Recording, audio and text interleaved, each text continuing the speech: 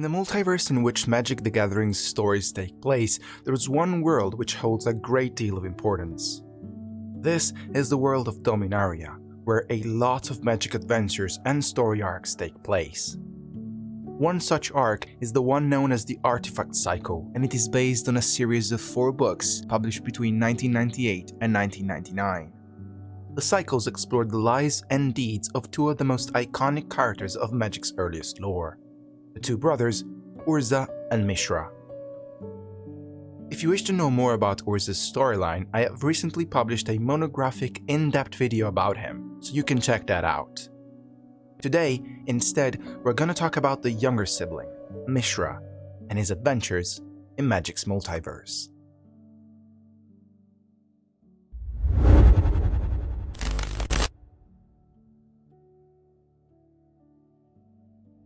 Urza made a face and added, "I should say that Mishra and I were born in the same year. I was born on the first day of the year while Mishra was born on the last. So, for all days but the last, I'm a year older." Indeed, Mishra was born on the last day of the year 0 of the Argivian calendar, to one of the noble families of Argive, which was one of the 3 coastal kingdoms of Terisiare in the northeast region of Dominaria. His older brother, Urza, as you might have guessed, was born on the first day of that same year. So great were the 2 brothers that their birth marked the beginning of a new calendar, the Argivian calendar, or AR for short, which was later used, and it still is, on Dominaria, even to talk about events predating the actual time of the brothers retrospectively. Just a few years after the brothers were born, their mother died, and when in 10 AR their father fell victim of an incurable disease, the 2 siblings were sent to an old archaeologist friend of his, named Tocasia. The father of the 2 had freed Tocasia from imprisonment years ago, and was now asking her to return the favor by looking out for his boys, taking them in as students at her archaeological dig. Tocasia accepted the plead, and unlike her other students, she grew affectionate to the brothers who, over the years, made several groundbreaking discoveries and inventions. Again, the boys looked at each other. It was Mishra who spoke this time. "What is it that you do?" "I dig," said Tocasia. "We're searching for artifacts out here. Do you know what I'm talking about?" "Remnants of the past," said Urza, "of a civilization that stood here long before Argive or any of the nations of Terisiare. Relics." "That's right," said Tocasia. "Artifacts that range in power from small toys to great machines. Machines that can do the work of many men." Tocasia's camp was set in the desert, and it was mainly frequented by desert tribesmen called the Fallaji, as well as by young nobles who had been sent to some sort of educational trip by their parents. Through the years at camp, the 2 brothers grew up to be polar opposites of each other. While Urza preferred to isolate himself from other people in the quietness of his study and conduct his research on the unearthed artifacts, Mishra always enjoyed a more hands-on approach, interacting with many people at the site and taking part in almost all expeditions. Eventually, he grew up so expert of the cave systems below the camp that he began overseeing all of the diggings carried out on site. The relics Tocasia was interested in were the remnants of the Thran, an ancient, extremely advanced race that had ruled over Terisiare thousands of years prior to the 2 brothers, and that at some point had inexplicably gone extinct, leaving nearly no trace behind. "And what do you know of the Thran, young Urza?" asked Tocasia. "The Thran were an ancient race that lived in this land many thousands of years ago. They created a number of wondrous devices, only a few of which have survived to the present day." Tocasia suppressed a smile. "But who were they? We know they stripped this land bare, but we don't know how they died off, whether by internal war, famine, or plague. The fact remains that we don't know who the Thran were. And so we dig. We examine and we try to piece together fragments of the past." While studying the Thran, Urza discovered that all of the dig sites where large amounts of Thran devices had been found seemed to circle around a certain point. Tocasia, Urza, and Mishra one day all flew to the place using an ornithopter, perhaps the most famous among the brothers' findings, and there they discovered the remains of a large underground Thran city which Urza named Koilus, the Argivian word for secret. The trio landed just outside the caves hosting the ancient ruins and started wandering through the city immediately. When they finally got to the center of it, they found a massive, still functioning machine powered by a Thran power stone. Power stones were enigmatic gems once utilized to power countless Thran devices on Dominaria. However, only fragments of these mysterious stones had survived to the fall of the Thran, and neither the brothers nor Tocasia had ever witnessed the functioning of a charged power stone this size. Ecstatic and thrilled by their finding, the brothers immediately got closer to the gemstone to inspect it. While examining the machine, however, eager to touch the power stone before the other brother, both Urza and Mishra reached out for the stone simultaneously. What followed was a sudden explosion. When they got back on their feet, each brother found that they were holding one half of the great stone in their hand. The power stone had split. Soon enough, it became clear that the two halves of the Power Stone had weird and opposite effect on both living and non-living creatures. Urza's half, which he named the Might Stone, seemed to make things and living beings somewhat stronger than it was normally possible. On the contrary, Mishra's half seemed to sap the strength from both artifacts and living creatures. Urza named this half the Weak Stone. But this was just the beginning. Shortly after their visit to the caves of Koilus, Mishra began having terrible nightmares and experiencing awakened visions about a shapeless, sentient darkness trying to lure him somewhere. Then, a few weeks after their discovery, Mishra began feeling an irresistible drive towards his brother's half. Mishra tried so hard to silence his impulse, until one night, after having drank too much, he decided to confront his older brother Urza on the battlefield, trying to get the Might Stone away from him. The two brothers fought, both wielding the power of their respective Power Stone halves, and their battle was heard all around the camp. Soon after the beginning of the fight, Tocasia arrived on the scene and intervened to stop the two brothers, but she was inadvertently caught in between the power sourcing from the two stones and lost her life as a result. Everyone was astonished. Urza and Mishra both blamed each other for what had happened, and the event marked the utter end of their relationship. Soon after, the research camp was disbanded and Urza moved to Yoshia, the southernmost of the coastal kingdoms of Terisiare, to work as a clockmaker's apprentice there.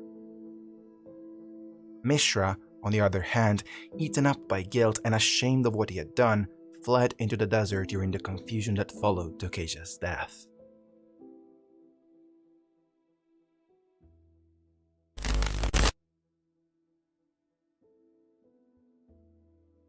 With no place to go and no home to return to, Mishra wandered through the desert, lured to Koilus by the sentient darkness that kept haunting his dreams. However, before he could reach the ancient ruined city and find the answers that he was looking for, Mishra was captured by the Sawardi, a military contingent of the Fallaji tribesmen.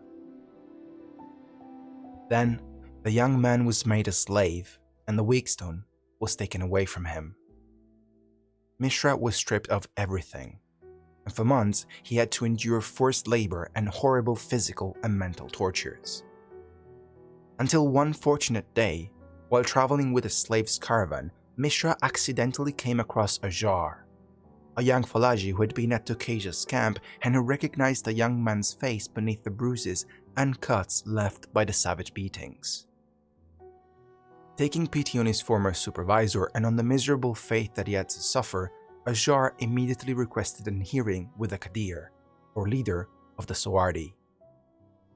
Ajar described the situation to his Kadir, and not only he managed to convince his leader to release Mishra from his slave status, but also to appoint the brilliant young man as Rakik, or teacher, to the youngest of the Kadir's sons. For a few years then, Mishra lived peacefully at the Kadir's palace, instructing his youngest in the language and culture of Argive.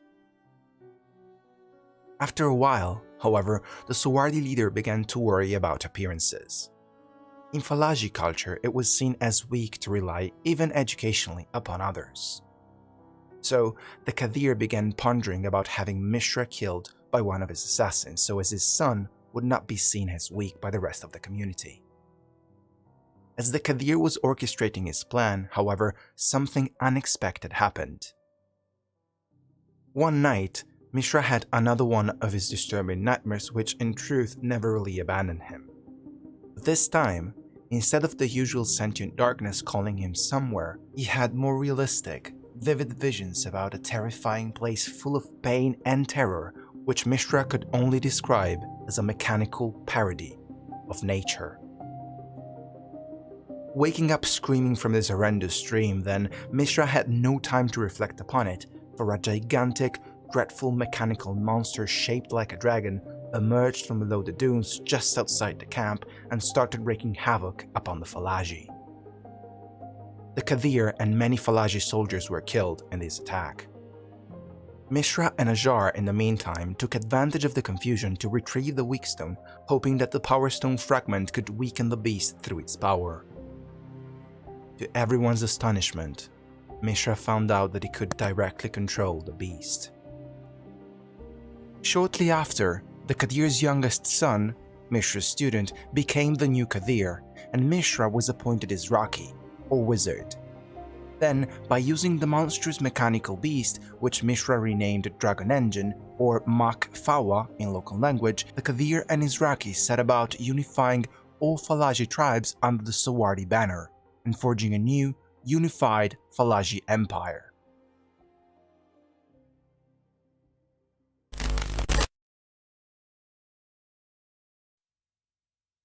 In the years that followed, Mishra progressively continued to gain more and more power within the Fallaji ranks, also aided in his tasks by his new personal apprentice, a cruel, sadistic, and at the same time brilliant artificer named Ashnod. In Magic's multiverse, artificers are those who specialize in working with artifacts. Some of them are mere tinkerers, while others also have powerful magical skills at their disposal. As Mishra's name and reputation were growing across the Great Desert, Urza too had become a prominent figure in the Yoshian kingdom. There, he had won a competition which had granted him to marry Princess Kayla bin Krug, and, in time, he had been appointed Chief Artificer of the state. As the great empire of the Sand and the southern military might of Yoshia both kept growing in power, the peripheral clashes between them intensified as well. At one point, the chief warlord of Yoshia, seeking peace with his Fallaji rivals, made an alliance with the other coastal nations of Argive and Corliss. Empowered by their support then, he requested a meeting with the Fallaji with the intent of extending a peace offering to them as well. Urza and Mishra, who had not seen each other since the incident at Tocasia's camp, both attended the parley and remained shocked to meet each other in such weird circumstances. Before the brothers could even talk to each other, however, the warlord of Yoshia revealed that the parley was only a sham, and he ordered to his armies, without consulting with Urza, to charge and slaughter all the Fallaji they could, taking advantage of Urza's extremely advanced war machinery and a surprise attack. All of a sudden, a peace summit turned into a massacre. Hundreds died in the attack, but Mishra and Ashnod both managed to escape with their lives. The brothers' war had begun. Barely alive, Mishra grew convinced that the attack at the parley had not been planned by the military chiefs of Yoshia, but rather that it had been suggested by Urza after he'd seen his brother there. Desperate for more weapons to launch their counter-offensive and livid with anger, Mishra decided to finally give in to the call of darkness after so many years and followed its lure to the heart of Koilos, the very same ruined Thran city that he and Urza had explored alongside their mentor so many years before. At the heart of the cave, Mishra, accompanied by Ashnod, found a mysterious crescent-shaped pedestal covered in a dense and inscrutable otherworldly substance. The dark matter was not still. Rather, it danced back and forth, almost as if it was inviting them in. Mishra's eyes seemed vacant. He was physically there, but his mind wasn't. It had already been sucked in by the call that it faintly heard from the other side, an irresistible enticement to which Mishra could all but oppose. Completely at the mercy of darkness, Mishra took a step forward, and he disappeared through the portal. Soon after then, he reappeared somewhere else. The temperature was higher, and the ground around him appeared as burnt and dusty. Before Mishra could get back on his feet, Ashnod too was sprung out of the portal. Mishra then looked around. This was clearly not the world he came from, and yet it didn't seem completely new to him. Somewhere, perhaps in a dream, he had seen it before. On the horizon, metal trees merged with an unnatural landscape painted with fire, smoke, and despair. A mechanical parody of the natural world. That's what this place seemed to Mishra at that time. He and his apprentice had just landed on the world of Phyrexia. However, before they could rearrange their thoughts, the artificer and his apprentice were attacked by a storm of creatures that were perfectly identical to the Makfawa that Mishra had tamed in the Fallaji desert. Knowing the drill, the man tried to do the same with these dragon engines, but before he could fully unleash the power concealed in the Weakstone, Mishra was assaulted by a colossal, black lizard-skinned demon who displayed razor-sharp teeth and deformed bones erupting from his bestial, mechanical body. The name of this creature, who was once a human, was Gix, and this was all that remained of the poor Thran men who had once led the revolt in the Thran capital, Alcyon, thousands of years ago. Understanding that they stood no chance against this monster, Mishra and Ashnod took shelter by escaping through the same portal that had led them there, using the power of the Weakstone to seal it behind them. Though greatly upset, the two had managed to escape with their lives, and also taking with them a few Makfawas that they had managed to enslave before Gix's arrival. There was no time to reflect upon their adventure in that infernal place, though. They were back now, and war was upon them. In the months to come, open conflict between the two kingdoms greatly intensified. The Fallaji, blinded by the rage that followed the attack at the Parlay, could now only see blood.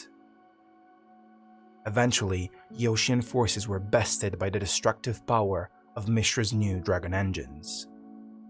Urza retreated to Argive and was appointed Lord Protector of the kingdom, his genius and inventions the last bulwark of hope to have a chance at winning this war. The advance of Mishra, in the meantime, seemed unstoppable. In the years that followed, both brothers continued to firmly hold the reins of war, creating ever new and efficient constructs to resist the attacks and annihilate their enemies. Yoshia had to give up many territories, and the spiral of violence all but subsided. In the process, Urza and Mishra depleted entire nations of their resources and eradicated countless forests on Dominaria. The land itself was paying the price of this war. During the last years of conflict, both sides became infiltrated by a group of fanatical, machine-worshipping priests called the Brotherhood of Gix. As the name might suggest, these were dark mages whose minds had been twisted by the Phyrexian promises of mechanical afterlife. The members of this cult slowly drove a wedge between Mishra and Ashnod, eventually becoming close advisors to Mishra and being appointed as his own personal counsel.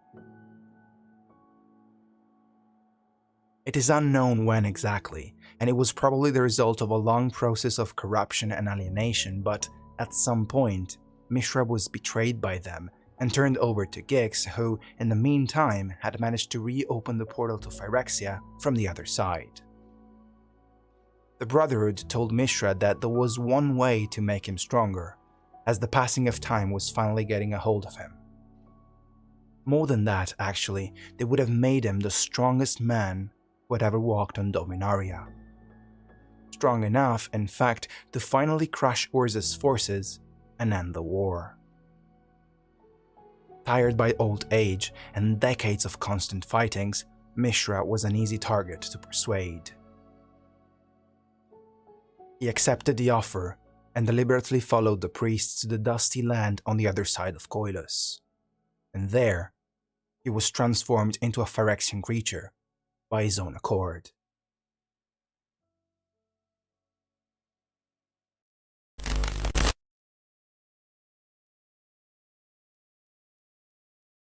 It is unknown exactly for how long the war continued after Mishra's transformation. One day, however, in the land of Argive, the final battle of the conflict was consumed. At last, Mishra met Urza on the battlefield, each brother at the head of their respective armies. The resentment that the two brothers felt was such that they both lashed out at each other, starting a fatal duel that would see only one of them survive. When Mishra was severely wounded by one of Urza's spells, the injuries revealed the mechanical tissues and circuit that had been concealed by his skin. A glacial silence seemed to fall on the rampaging battlefield, as Urza slowly began to realize what he had just witnessed. Mishra had given up his body and soul to Phyrexia. He had embraced the darkness of mechanical transformation and renounced his humanity. Was that truly what happened? Or had he been tricked and corrupted by the twisted minions of that place? Was his brother truly capable of renouncing everything to best him? Urza didn't have time to look for answers to his questions because the sight of his brother in that state disgusted him. He was run over by rage, anger, and desperation. He lost control of himself, and he responded to the sickening vision by wielding the apocalyptic power of the Golgothian Silex.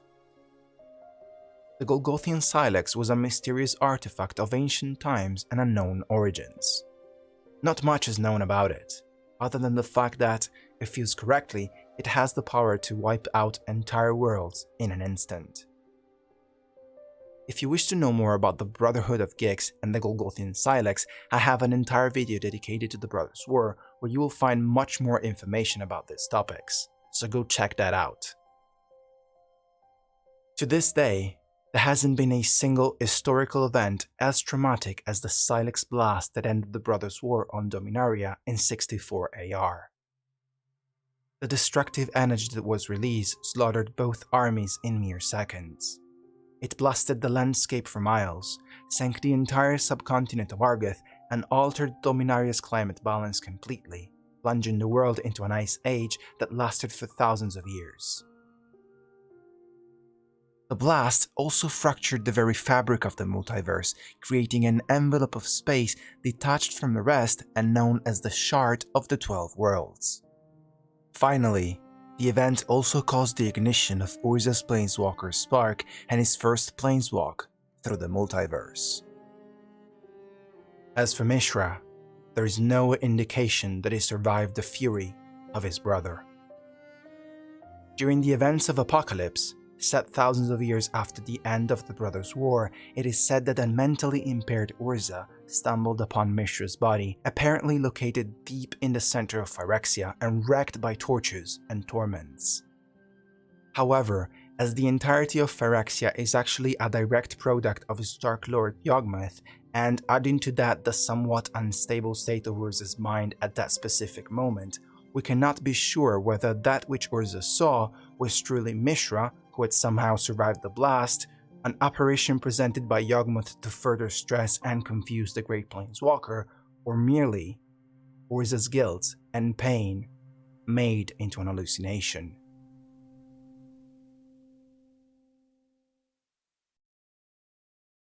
Hey you guys, thank you so much for tuning in and watching this episode of Planeswalkers 101.